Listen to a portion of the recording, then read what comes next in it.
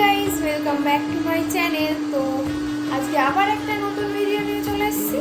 তো আজকে আমরা যাচ্ছি বিয়ে বাড়ি, তাও আবার বান্ধবীর বিয়ে। তো বান্ধবীর বিয়েতে গিয়ে কি করি না করি সেটাই তোমাদের সাথে শেয়ার করবো। তো ভিডিওটা একদম স্কিপ না করে দেখতে থাকো। গাইস, আমরা বিয়ে বাড়ি চলে এসেছি।